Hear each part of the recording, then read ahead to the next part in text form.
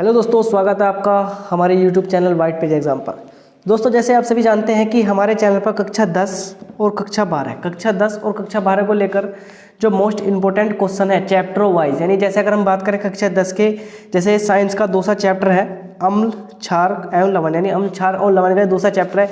इसी तरह से दोस्तों हिंदी के, इसी तरह दोस्तों इंग्लिश के बाद में इसी तरह यानी साइंस के बाद में एसएसटी के बाद में दोस्तों कॉमर्स के, और कॉमर्स के बाद में दोस्तों मैथ के, यानी सभी की एक इसी तरह की श्रृंखला चल रही है जिसमें हम चैप्टर वाइज जो उसके मोस्ट इंपोर्टेंट क्वेश्चन बन सकते हैं दोस्तों पहले वे कवर कराए जा रहे हैं। उसके बाद जब मोस्ट इंपोर्टेंट क्वेश्चन की सीरीज हो जाएगी तो दोस्तों आपके मॉडल प्रैक्टिस सेट शुरू हो जाएंगे दिसंबर से यानी पेपर से एक महीने पहले आपके प्रैक्टिस सेट शुरू कर देंगे। तो दोस्तों इसमें जो ये बहुत ही मोस्ट इंपोर्टेंट क्वेश्चन है, यानी बहुत ही इंपोर्टेंट मोस्ट क्वेश्चन है, यानी जो हर बार यानी क्वेश्चन पूछे जाते हैं। यानी अगर मैं बात करूँ जैसे मैंने चैप्टर फर्स्ट की बात करता हूँ तो दोस्तों चैप्टर फर्स्ट को मैंने बड़ी बारीकी से समझाया था, उसमें जो बिल्कुल मोस्ट इंपोर्टेंट हेडिंग थी। इसी तरह से चैप्टर सेकंड जो है अम्ल क्षार और लवण, अम्ल क्षार एवं लवण, दोस्तों इसमें जो बहुत मोस्ट इंपोर्टेंट क्वेश्चन है, यानी हमें लगता है कि दोस्तों वे इस टाइप के क्वेश्चन बन सकते हैं, इस टाइप के दोस्तों क्वेश्चन जो आते हैं मैंने उसी टाइप के क्वेश्चन उठाए हैं, यानी जो आपको फालतू यानी एक्स्ट्रा ना पढ़ना पड़े और जो आपके काम का है सिर्फ आप वही पढ़े। तो दोस्तों ये बहुत ही मोस्ट इंपोर्टेंट और सिलेक्टेड क्वेश्चन है जिनकी पूछने की संभावना यानी 90% से भी ज़्यादा है कि इनके पूछने की संभावना आपकी हो। और दोस्तों अगर आपने यानी कवर कर लिया दोस्तों, ज़्यादा से ज़्यादा इस चैप्टर को हमें कवर करने में आधा घंटा लगेगा। और दोस्तों यह आपका जो दूसरा चैप्टर है साइंस का वो भी आपका कवर हो जाएगा। तो दोस्तों वीडियो शुरू करने से पहले जो चैनल पर नए हो चैनल को जरूर सब्सक्राइब कर देना, वीडियो को लाइक और शेयर कर देना। तो दोस्तों शुरू करते हैं आज की हम वीडियो। तो दोस्तों वीडियो शुरू करने से पहले जो हम सबसे पहले जान लेते हैं, यानी जो कक्षा 10 के जो इंपॉर्टेंट सीरीज चल रही है दोस्तों, कक्षा 10 की इंपॉर्टेंट सीरीज चल रही है, उसमें जो हमारे साइंस का है दोस्तों कक्षा 10 और साइंस के जो क्वेश्चन है विज्ञान मोस्ट इंपॉर्टेंट क्वेश्चन है, जो सिलेक्टेड क्वेश्चन है दोस्तों। चैप्टर हमारा दूसरा है यानी चैप्टर नंबर 2। दोस्तों चैप्टर नंबर के लघु और अति लघु प्रश्न है दोस्तों, चैप्टर नंबर 2 के लघु उत्तरीय प्रश्न है और अति लघु उत्तरीय प्रश्न है, लघु अति लघु और विस्तृत। दोस्तों इसमें इन तीनों प्रश्नों को शामिल किया गया है तो अम्ल और क्षार में। तो दोस्तों सबसे पहले हम जानते हैं कि अम्ल क्या होते हैं, यानी दोस्तों यानी अम्ल क्षार और लवण है। सबसे पहले हम परिभाषा जान लेते हैं कि अम्ल किसे कहते हैं। दोस्तों वे हाइड्रोजन युक्त पदार्थ जो जलीय विलयन में हाइड्रोजन आयन यानी H+, हाइड्रोजन आयन H+ देते हैं अम्ल कहलाते हैं। यानी वे हाइड्रोजन युक्त पदार्थ जो जलीय विलयन में हाइड्रोजन आयन H+ देते हैं अम्ल कहलाते हैं। दोस्तों आप चाहे तो इन टॉपिकों को नोट कर सकते हैं, नहीं तो मैं इनका PDF यानी वाइट पेज एग्जाम चैनल के नाम से, वाइट पेज एग्जाम के नाम से टेलीग्राम चैनल है, मैं उस पर भी दे दूँगा। दोस्तों आप जाकर यानी जो चैनल का जो लिंक है, टेलीग्राम का जो लिंक है वो दोस्तों मैं यानी डिस्क्रिप्शन में भी दे दूंगा, और दोस्तों हमारे डिस्क्रिप्शन में से आप देख लेना या आप टेलीग्राम पर जाकर सर्च करके भी देख सकते हो। तो दोस्तों वे हाइड्रोजन युक्त पदार्थ जो जलीय विलयन में हाइड्रोजन आयन यानी H+ देते हैं अम्ल कहलाते हैं। अब H+ कैसे समझिए, जैसे हमने माना आपके पास HCl के नाम से कोई पदार्थ यानी HCl के नाम से आप HCl है, या आपके पास HNO3 है यानी हाइड्रोक्लोरिक अम्ल है, या H2SO4 है सल्फ्यूरिक अम्ल है। तो दोस्तों इसका क्या होगा, यानी इसका H+ तो अलग हो जाएगा और दोस्तों क्या बचेगा SO4 माइनस, यानी जो हमें जल में H+ आयन देते हैं वे अम्ल कहलाते हैं। जो जल में H+ आयन देते हैं क्या कहलाते हैं वे दोस्तों, वे अम्ल कहलाते हैं। अब मैं बात करता हूँ जैसे HCl को ले लो, HCl में दोस्तों H+ का हो जाएगा, Cl माइनस का हो जाएगा, H+ का हो जाएगा और Cl का हो जाएगा माइनस का।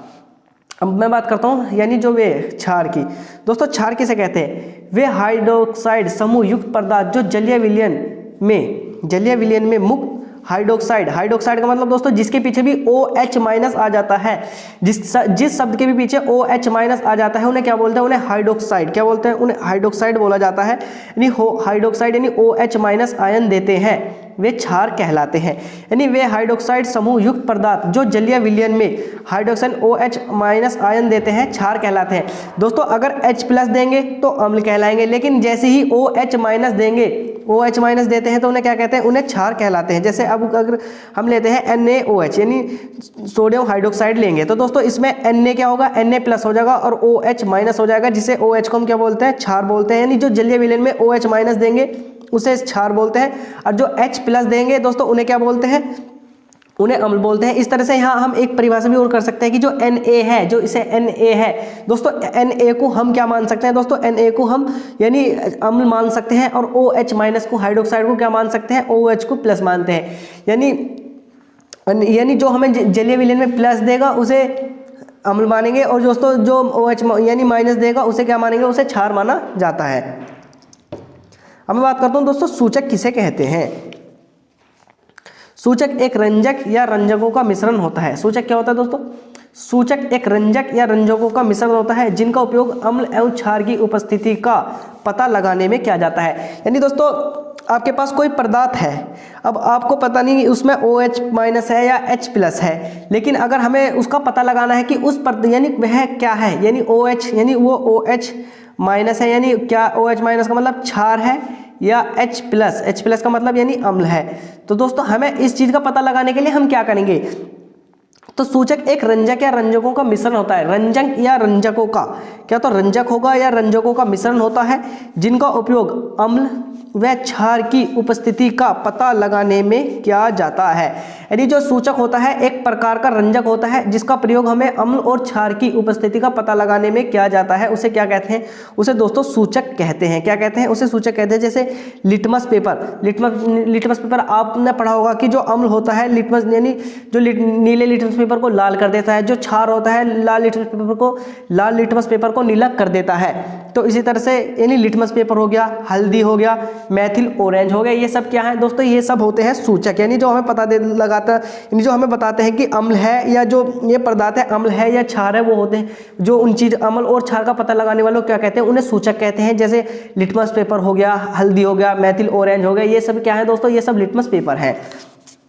अब हम बात करते हैं कि जो मैंने एक क्वेश्चन लेकर आया हूँ दोस्तों, अम्ल का जलीय विलयन क्यों विद्युत का चालन करता है। यानी अगर हम बात करते हैं अम्ल का जलीय विलयन क्यों विद्युत का चालन करता है, तो दोस्तों अम्ल के जलीय विलयन में हाइड्रोजन आयन H+ उपस्थित होता है। यानी अम्ल के जलीय विलयन में अब मैंने अभी बताया था कि जो अम्ल का जलीय विलयन होता है उसमें H+ आयन उपस्थित होता है जो आवेश वाहक का कार्य करता है। आवेश वाहक का मतलब कैसे दोस्तों, आवेश का मतलब होगा करंट और वाहक का मतलब ले जाना। यानी जो H+ होता है वो करंट को एक सिरे से दूसरे सिरे में ले जाने का कार्य करता है, जिससे अम्ल के जलीय विलयन में विद्युत का चालन होता है। यानी ये कह रहा है कि अम्ल के जलीय विलयन में विद्युत का चालन, विद्युत का मतलब विद्युत क्या होती है दोस्तों, धारा, जिसे आप करंट बोलते हो। यानी अगर जिसमें H+ आयन होगा यानी जिसमें अम्ल होगा यानी जो खट्टा होगा उसमें दोस्तों विद्युत का चालन होता है, क्योंकि जो आप सभी जानते हैं जो अम्ल होता है उसमें H+ आयन होता है। और H+ आयन का क्या काम होता है दोस्तों, H+ आयन का काम होता है यानी H+ का काम होता है जो आवेश का आवेश वाहक होता है। यानी जो आवेश का मतलब जो आवेश को एक स्थान से दूसरे स्थान तक ले जाता है उसे आवेश वाहक बोलते हैं। और जो धारा का प्रवाह करता है यानी आवेश किसे कहते हैं, धारा, और धारा H+ के साथ जाएगी, इस सिरे से इस सिरे तक धारा आवेश के साथ जाती है। इसलिए दोस्तों अम्ल के जलीय विलयन में यानी जलीय विलयन में विद्युत का चालन यानी विद्युत का चालन में विद्युत यानी धारा चलती है। यानी जो H+ आयन होता है वो करंट को ले जाने में सक्षम होता है। अब मैं बात करता हूँ अम्ल का जलीय विलयन दोस्तों, अम्ल का जलीय विलयन विद्युत का चालन करता है। दोस्तों ये क्वेश्चन 2 बार नोट हो गया। यानी अम्ल का जलीय विलयन विद्युत का चालन करता है, ये मैं बता दें कि अम्ल का जलीय विलयन में हाइड्रोजन आयन उपस्थित होता है जो आवेश वाहक का कार्य करता है, जिससे अम्ल के जलीय विलयन में विद्युत का चालन होता है। दोस्तों ये इतना मोस्ट इंपॉर्टेंट क्वेश्चन है, यानी पूछा जाता है दोस्तों, इस पर हेडिंग लगा लेना दोस्तों। ये मुझे कई जगह मिला तो इस वजह से मेरे से 2 बार टाइप हो गया ये। अब हम बात करते हैं जो शुष्क हाइड्रोक्लोरिक गैस शुष्क लिटमस पत्र के रंग को क्यों नहीं बदलती है।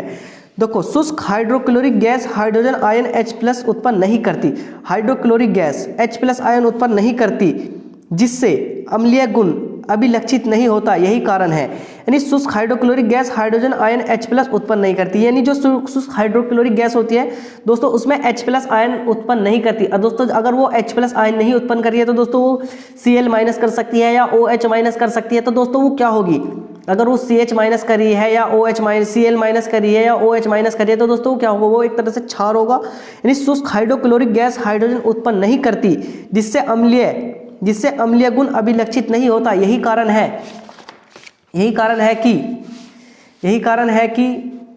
यही कारण है कि शुष्क हाइड्रोक्लोरिक गैस लिटमस पत्र का रंग नहीं बदलती। क्या? यही कारण है कि शुष्क हाइड्रोक्लोरिक गैस शुष्क लिटमस पत्र का रंग नहीं बदलती है। शुष्क लिटमस पेपर का रंग नहीं बदलती है, यानी उसमें H+ आयन नहीं होता है, उसमें H+ आयन नहीं होता। हम बात करते हैं पीएच पैमाना क्या नापता है? उदासीन, अम्लीय और तथा क्षारीय विलयनों के पीएच मान का प्रास बताइए। यानी अगर हमें किसी यानी सबसे पहले हमें बताना है कि पीएच पैमाना क्या नापता है। यानी जो पीएच पैमाना होता है, आप सभी ने नाम सुना होगा कि पीएच पैमाना क्या होता है और वह क्या नापता है। और उदासीन यानी कौन सा सब, यानी कहाँ से कहाँ तक उदासीन होगा, कहाँ से कहाँ तक अम्लीय होगा और कहाँ से कहाँ तक क्षारीय होता है। ये सब हमें किस चीज़ से पता चलता है दोस्तों? इसके लिए हमें एक पीएच पैमाना आता है, उससे पता चलता है। जो पीएच पैमाना होता है दोस्तों, उसे सोरेनसन ने दिया था। किसने? पीएच पैमाने को सोरेनसन ने दिया था। अब मैं बात करता हूँ पीएच पैमाना किसी विलयन की अम्लीयता और क्षारीयता या उदासीनता को नापता है। यानी जो पीएच पैमाना होता है वो किसी विलयन की, विलयन का मतलब यानी आपको किसी जार में, यानी इस तरह से समझिए, यानी इसमें जार है, यानी एक तरह से दोस्तों एक गिलास है, इसमें दोस्तों एक तरह का कोई विलयन भरा हुआ है। अब हमें क्या पता चलेगा यह अम्लीय है, क्षारीय है या उदासीन है। यानी इसकी जो अम्लीयता है, यानी पीएच इसकी कितनी है, पीएच पैमाने यानी इसकी प्रास कितनी है। तो दोस्तों हमें किस चीज़ से पता चलेगा? हमें पता चलेगा पीएच पैमाने से। यानी मानिए आपके पास एक गिलास में आपके पास बहुत सारा कुछ द्रव भरा हुआ है। अगर आपसे कोई बोले कि इसमें आपको ये बताना है कि इसमें अम्ल की मात्रा कितनी है या क्षार कितना है या उदासीनता कितनी है, तो आप उसकी मात्रा कैसा पता करेंगे? दोस्तों आप उसे चख के तो बता नहीं सकते, लेकिन जो आपसे पूछेगी उसकी प्रास कितनी है, तो दोस्तों आप क्या करेंगे? आप पीएच पैमाना लेंगे और उसकी प्रास से उससे पीएच पैमाने से उसकी प्रास आप ज्ञात कर सकते हैं। जैसे पीएच पैमाना किसी विलयन की अम्लीयता, क्षारीयता या उदासीनता, अम्लीयता, क्षारीयता या उदासीनता को नापता है। क्या? अम्लीयता, क्षारीयता और उदासीनता को नापता है। पीएच मूल्य किसी विलयन में विद्यमान हाइड्रोजन आयन के सांद्रण H+ का ऋणात्मक लघु गुणक होता है।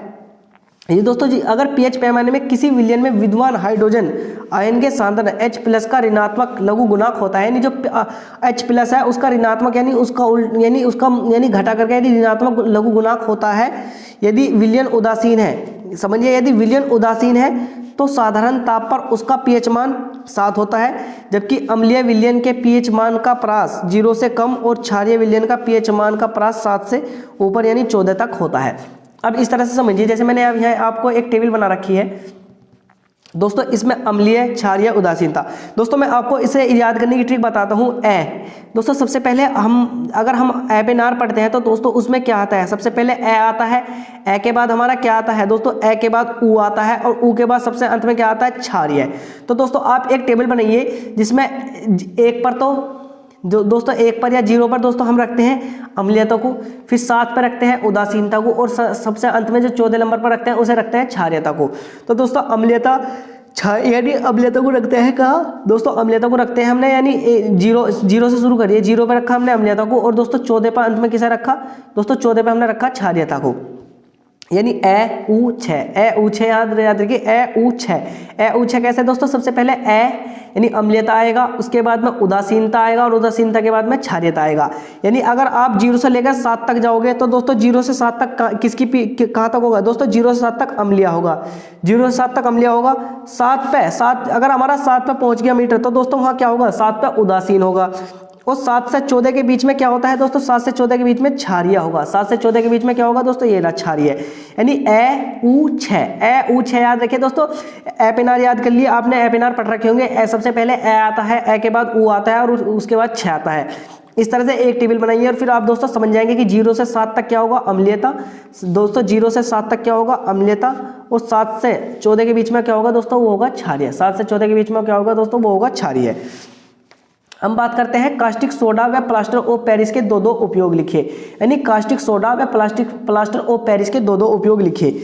दोस्तों कास्टिक सोडा धातुओं से ग्रीस हटाने में, यानी जो कास्टिक सोडे का उपयोग होता है धातुओं से ग्रीस हटाने में। यानी धातुओं से ग्रीस कैसे?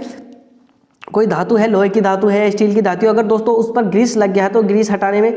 साबुन तथा अपमार्जक बनाने में, साबुन तथा अपमार्जक यानी जो किसी चीज़ को सफा करने की वस्तु होती है उन्हें बनाने के लिए साबुन तथा अपमार्जक बनाने में किसका प्रयोग होता है दोस्तों? उनका कास्टिक सोडे का प्रयोग होता है।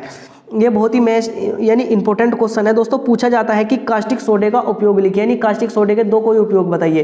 तो दोस्तों आप बता देना कि जो धातुओं से ग्रीस हटाने में, दूसरा साबुन तथा अपमार्जक बनाने में। अब पूछता है plaster of Paris, plaster of Paris यानी प्लास्टर ऑफ पेरिस के दो उपयोग लिखिए, यानी पूछा ना कास्टिक सोडे के तथा प्लास्टर ऑफ पेरिस के दो उपयोग लिखिए। तो दोस्तों अब हम बात करते हैं प्लास्टर ऑफ पेरिस। दोस्तों डॉक्टर द्वारा टूटी हड्डी को जोड़ने में, आप सभी ने देखा होगा कि जब आपकी फैमिली में किसी की भी हड्डी टूट जाती है तो दोस्तों उस पर डॉक्टर एक वाइट सा एक कवर कर देता है, यानी उसके चारों तरफ एक वाइट कलर का लेवल लगा देता है, जिससे दोस्तों वो काफ़ी मजबूत होता है। तो वो प्लास्टर ऑफ पेरिस ही बोलता है। आपको हमारी स्क्रीन पर भी दिख रहा होगा दोस्तों। डॉक्टर द्वारा टूटी हड्डी को जोड़ने में, यानी जिससे डॉक्टर यानी टूटी हड्डी जोड़ते हैं, उसमें क्या यूज होता है? प्लास्टर ऑफ पेरिस का यूज होता है।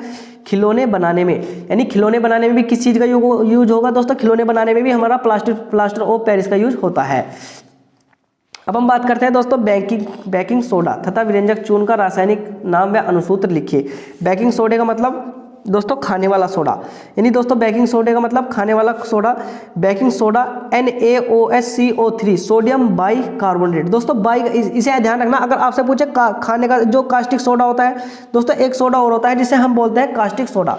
दोस्तों दूसरा सोडा कौन सा होता है? दोस्तों दूसरा सोडा होता है कास्टिक सोडा, और ये कौन सा सोडा होता है दोस्तों? ये होता है बेकिंग सोडा। बेकिंग सोडा का मतलब यानी सोडियम बाइकार्बोनेट। सोडियम बाइकार्बोनेट जिसके बीच में बाई आ गया दोस्तों, बाइकार्बोनेट। बाई का मतलब अगर आपकी रसोई में काम कौन करती है? बाई, जिसे आप बाई बोलते हैं। और बाई का कार्य क्या होता है? बाई का कार्य होता है दोस्तों खाना बनाना। बाई का क्या कार्य होता है? बाई का कार्य होता है खाना बनाना। तो बेकिंग सोडे को याद करने की ट्रिक दोस्तों ये NaHCO3 यानी सोडियम बाइकार्बोनेट। सोडियम बाई यानी अगर उसमें बीच में H लगा देंगे दोस्तों, अगर बीच में H लगा देंगे तो क्या हो जाएगा दोस्तों? इसका हो जाएगा बाइकार्बोनेट। और CO3 क्या होता है दोस्तों? कार्बोनेट होता है, यानी CO3 क्या होता है? कार्बोनेट। यानी Na का मतलब तो दोस्तों सोडियम हो गया, H का मतलब बाई हो गया, और CO3 का मतलब हो गया कार्बोनेट, यानी बाइकार्बोनेट। जो खाने का सोडा होता है उसका नाम होता है NaHCO3 यानी सोडियम बाइकार्बोनेट। अब मैं बात कर रहा हूँ व्यंजक चूर्ण, यानी दोस्तों बेकिंग सोडा था व्यंजक चूर्ण का रासायनिक नाम CaOCI यानी कैल्शियम ऑक्सी क्लोराइड या कैल्शियम हाइपोक्लोराइड। यानी इसका व्यंजक चूर्ण का दोस्तों ये भी बहुत ही मोस्ट इंपोर्टेंट क्वेश्चन है जो परीक्षा में पूछा जाता है कि व्यंजक चूर्ण क्या होता है। यानी CaOCI यानी CI कैल्शियम आइसोलेट या कैल्शियम हाइपोक्लोराइड जो होता है वो व्यंजक चूर्ण का क्या होता है दोस्तों? व्यंजक चूर्ण का यानी अनुसूत्र यानी नाम होता है, और रासायनिक नाम दोस्तों CaOCI यानी इसका ये पूरा नाम होता है। और बेकिंग सोडा ध्यान रखना दोस्तों, बेकिंग सोडे का मतलब खाने वाला सोडा, और जहाँ बाई लग जाए वो बाई हमारे घर में क्या कार्य यानी जो रसोई को वगैरह का काम करती है बाई करती है, तो दोस्तों NaHCO3 यानी सोडियम बाइकार्बोनेट इसका फॉर्मूला होता है। अब हम बात करते हैं दोस्तों, अगले पेज पर चलते हैं। अगला पेज है दोस्तों यह है कि क्या होता है जब की समीकरण है। दोस्तों आपने ये क्वेश्चन बहुत ही देखा होगा कि क्या होता है जब। एक इस तरह की इक्वेशन दे दी जाती है और पूछता है कि क्या होता है जब। तो दोस्तों ये क्वेश्चन बहुत पूछे जाते हैं, क्या होता है जब। क्या होता है जब यानी पहला क्वेश्चन है वो है कि जिप्सम को 373 कैलोरी पर गर्म किया जाता है। यानी क्या होता है जब अगर हम जिप्सम को 373 कैलोरी यानी 373 केल्विन, ये के का मतलब केल्विन होता है दोस्तों, केल्विन पर गर्म करते हैं। तो जिप्सम को कैल्शियम सल्फेट डाइहाइड्रेट CaOSO4 होता है। दोस्तों जो जिप्सम का सूत्र होता है वो कैल्शियम सल्फेट हाइड्रेट यानी CaOCaSO4 यानी पानी के कितने अणु दोस्तों? पानी के 2 अणु होते हैं। इसको 373 केल्विन पर ताप पर गर्म करने पर प्लास्टर ऑफ पेरिस बनता है। यानी इसमें से जो आधा जल का अणु क्या हो जाता है दोस्तों? उसमें से आधा जल का अणु यानी 2 है तो दोस्तों उसमें से आधा जल का अणु बाहर यानी 1.5 अणु बाहर आ जाता है, और दोस्तों 1.5 अणु बचता है यानी आधा अणु बचता है।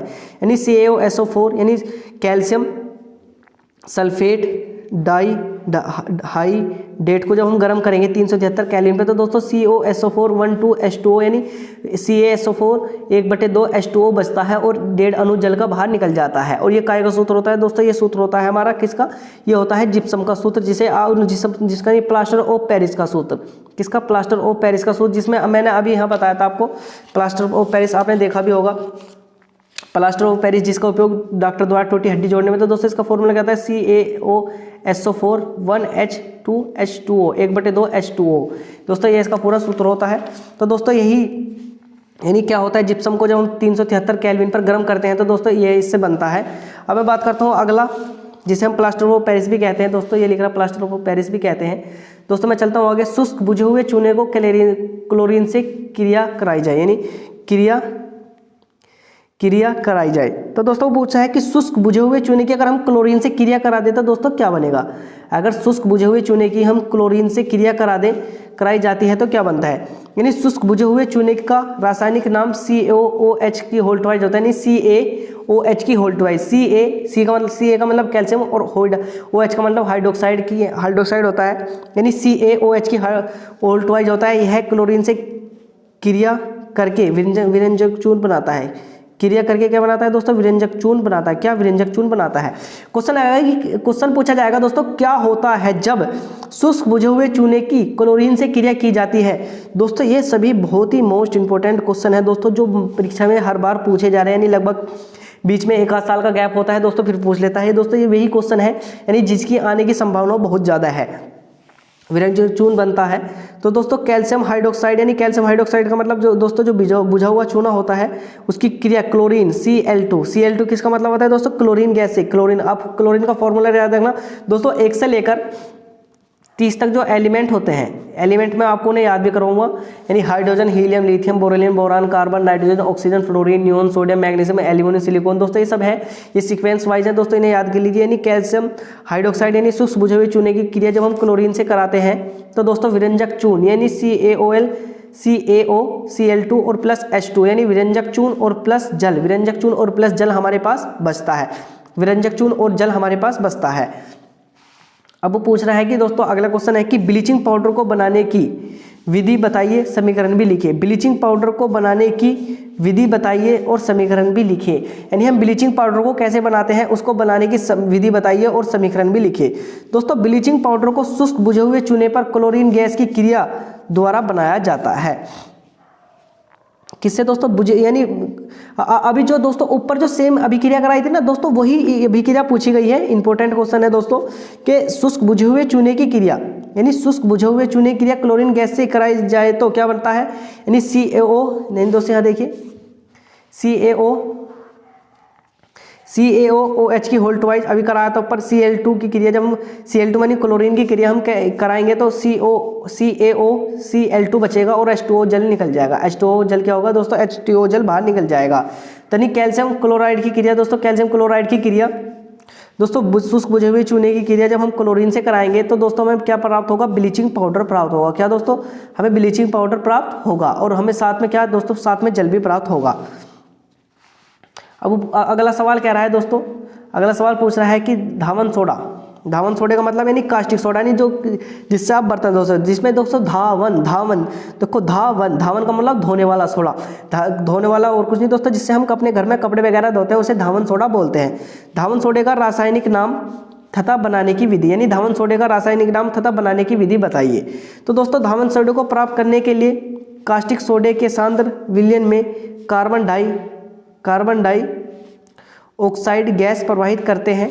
इससे सोडियम कार्बोनेट का विलयन मिलता है, जिसके वाष्पन से सोडियम बाइकार्बोनेट के क्रिस्टल प्राप्त होते हैं। तो दोस्तों जैसे कास्टिक सोडा NaOH होता है, जिसकी क्रिया हम कार्बन डाइऑक्साइड यानी CO2 से कराते हैं दोस्तों। अगर यही CO3 हो जाता है तो ये दोस्तों कार्बोनेट बन जाता है, जिसकी क्रिया हम किससे कराएंगे दोस्तों, जिसकी क्रिया हमने कार्बन डाइऑक्साइड यानी CO2 से करवाई तो हमें क्या प्राप्त होगा, सोडियम कार्बोनेट प्राप्त होगा दोस्तों। एक तो हमें सबसे पहले सोडियम कार्बोनेट यानी Na2CO3 और प्लस क्या होगा, हमें जल के अणु प्राप्त हो गए, Na2CO3 प्लस H2O यानी जल के अणु हमें प्राप्त होते हैं। यानी अगर हम सोडियम हाइड्रोक्साइड की क्रिया कार्बन डाइऑक्साइड से कराते हैं तो Na2CO3 प्लस H2 हमें H2O यानी H2O जल के अणु प्राप्त होते हैं। तो एक बार वो समझिए, यानी धावन सोडे का रासायनिक नाम तथा बनाने की विधि। धावन सोडे को प्राप्त करने के लिए कास्टिक सोडे के सांद्र विलयन में, यानी कास्टिक सोडा NaOH ले लिया हमने, कास्टिक सोडे के सांद्र विलयन में कार्बन डाइऑक्साइड गैस प्रवाहित करने में, कार्बन डाइऑक्साइड का मतलब नहीं CO2 गैस, यानी NaOH यानी कास्टिक सोडा और कार्बन डाइऑक्साइड दोनों की क्रिया करा दो। गैस प्रवाहित करने पर इससे सोडियम कार्बोनेट का विलयन मिलता है, सोडियम कार्बोनेट का विलयन मिलता है, यानी Na2CO3 मिलता है जिसका वाष्पन से सोडियम कार्बोनेट के क्रिस्टल प्राप्त करते हैं। यानी इसका दोस्तों अगर हम इसे गर्म करेंगे यानी भाप द्वारा तो इसके Na2CO3 यानी किसके सोडियम कार्बोनेट के हमें क्रिस्टल प्राप्त होते हैं, सोडियम कार्बोनेट के हमें क्रिस्टल प्राप्त होते हैं। यानी जब कास्टिक सोडिक क्रिया कार्बन डाइऑक्साइड से कराएंगे तो Na2CO3 प्लस 2H2O मिल जाएगा, यानी सोडियम कार्बोनेट प्लस क्या हमें जल के अणु मिल जाएंगे। अब मैं बात करता हूँ दोस्तों ब्लीचिंग पाउडर के, दोस्तों मैं बात करता हूँ ब्लीचिंग पाउडर के, कोई ब्लीचिंग पाउडर के उपयोग लिखिए। ब्लीचिंग पाउडर के उपयोग यानी अब अभी बताया था मैंने, ब्लीचिंग पाउडर का पीछे समझाया था दोस्तों। ब्लीचिंग पाउडर के उपयोग पूछ रहा है, यानी जो सूती कागज़ होता है, सूती कागज़ की लुगदी व लिनेन पदार्थ के लिए, यानी सूती कागज़ की लुगदी बनाने के लिए, लकड़ी की लुगदी बनाने के लिए, यानी सूती कागज़ बनाने में, लकड़ी की लुगदी बनाने में व लिनेन पदार्थ के लिए इसका उपयोग होता है। किसका दोस्तों? ब्लीचिंग पाउडर का। ऊन को सिकुड़ने से बचाने के लिए, दोस्तों आप सभी देखते होंगे कि ऊन सिकुड़ जाती है, तो दोस्तों ऊन को सिकुड़ने से बचाने के लिए किसका? ब्लीचिंग पाउडर का यूज़ होता है। क्लोरोफॉर्म के औद्योगिक रूप में, औद्योगिक का मतलब कैसे दोस्तों? औद्योगिक का मतलब यानी क्लोरोफॉर्म को हम किसी बिजनेस में यूज करें, यानी अगर हम क्लोरोफॉर्म बहुत बड़े पैमाने पर बना रहे हैं तो दोस्तों वो उसको एक औद्योगिक रूप हो गया, औद्योगिक निर्माण में। और दोस्तों चीनी को सफ़ेद करने में, चीनी को सफ़ेद करने में, यानी आपने देखा होगा कि जब हम मिल के अंदर जाते हैं तो दोस्तों जो वहाँ चीनी बनती है दोस्तों वह चीनी बहुत ही ज़्यादा काली होती है, लेकिन अगर हम उसका औद्योगिक यानी अगर हम उसमें यानी इसमें ब्लीचिंग पाउडर का उपयोग करते हैं तो दोस्तों आपके घर में जो चीनी आती है बिल्कुल वाइट सफ़ेद कलर की चीनी वो होती है। तो दोस्तों यही थी मेरी जो कक्षा 10 को लेकर वीडियो, जो कक्षा 10 के मोस्ट इंपॉर्टेंट क्वेश्चन थे साइंस के। आई होप दोस्तों आपको वीडियो अच्छी लगी होगी। दोस्तों इसी तरह की वीडियो की जो मैं प्लेलिस्ट जो मैं आपको उसमें दे दूंगा, आपके नीचे डिस्क्रिप्शन में दे दूंगा दोस्तों, उसमें आपको सभी तरह के जो हिंदी इंग्लिश मैथ SST दोस्तों साइंस यानी साइंस आर्ट्स सब चीज़ की दोस्तों प्लेलिस्ट बनी हुई है और सबकी टॉपिक वाइज वीडियो बनी हुई है दोस्तों, आप जल्दी से कवर कर सकते हैं। नहीं ये सिलेबस ऐसा है कि दोस्तों आप 1 से 1.5 महीने के अंतर्गत अपना सिलेबस पूरा कर सकते हैं। अगर आप 2 वीडियो भी रोज़ देखते हैं तो जब भी दोस्तों आपका यानी एक महीने में आपका बहुत आराम से रिवाइज करके सिलेबस हो जाएगा। और दोस्तों उसके बाद में हम आपके प्रैक्टिस सेट यानी जो मॉक टेस्ट आते हैं दोस्तों मैं वो शुरू करा दूँगा, जो पिछले 5 साल के प्रीवियस क्वेश्चन है उन्हें स्टार्ट करा दूँगा। तो दोस्तों ये कमेंट करके जरूर बताना दोस्तों आपको कैसी लगी वीडियो, और दोस्तों अगर आपको किसी और अन्य टॉपिक पर वीडियो चाहिए तो फिर भी कमेंट कर देना। तो दोस्तों अगर आप चैनल पर नए हो तो चैनल को जरूर सब्सक्राइब करना, वीडियो को लाइक और शेयर करना। तो दोस्तों मिलते हैं अगली वीडियो में, तब तक के लिए थैंक्स फॉर वॉचिंग।